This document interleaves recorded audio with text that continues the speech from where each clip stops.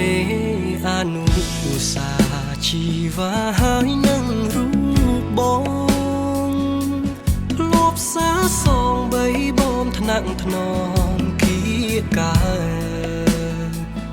រត់លេងប្រឡែងមកឆ្នេរខ្សាច់វែងអនឡាយ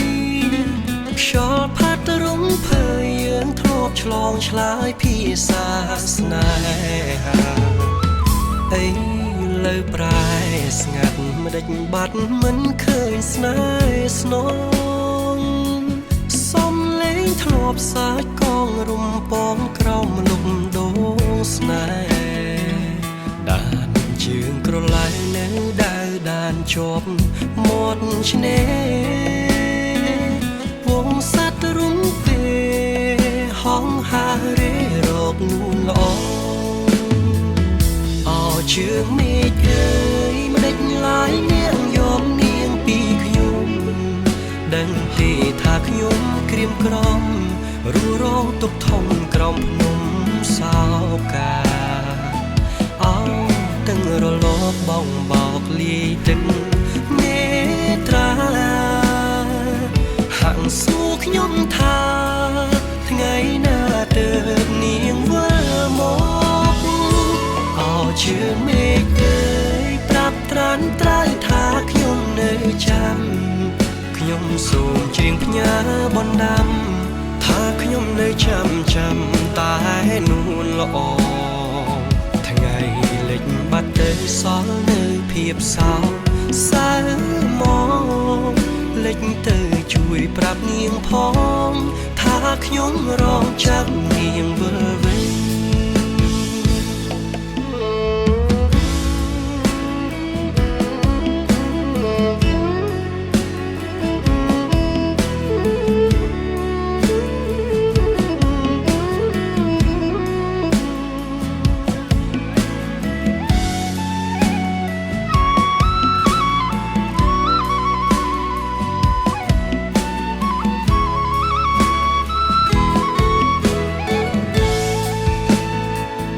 អី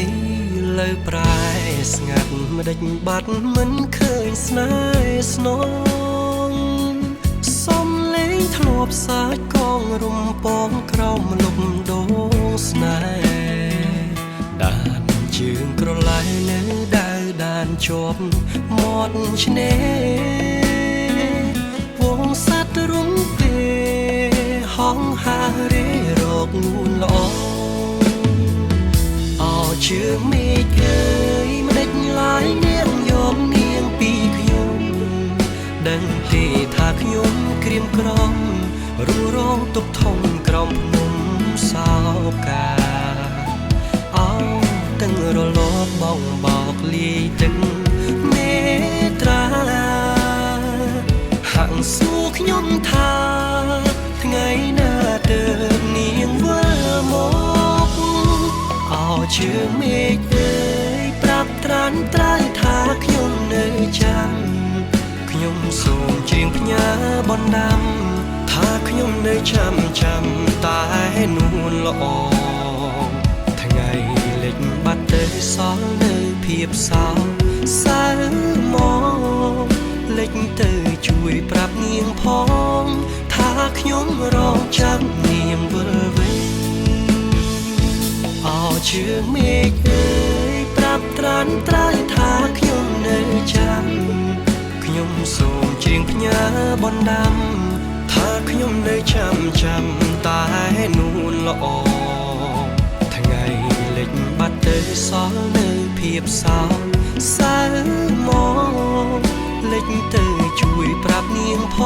ងថាខ្ញុំរងចាំនាងវិលវិញថ្ងៃលិចបាត់ទៅបនសល់នៅភាពសោកសៅមកលិចទៅជួយប្រាប់នាងផងថាខ្ញុំរងចាំនា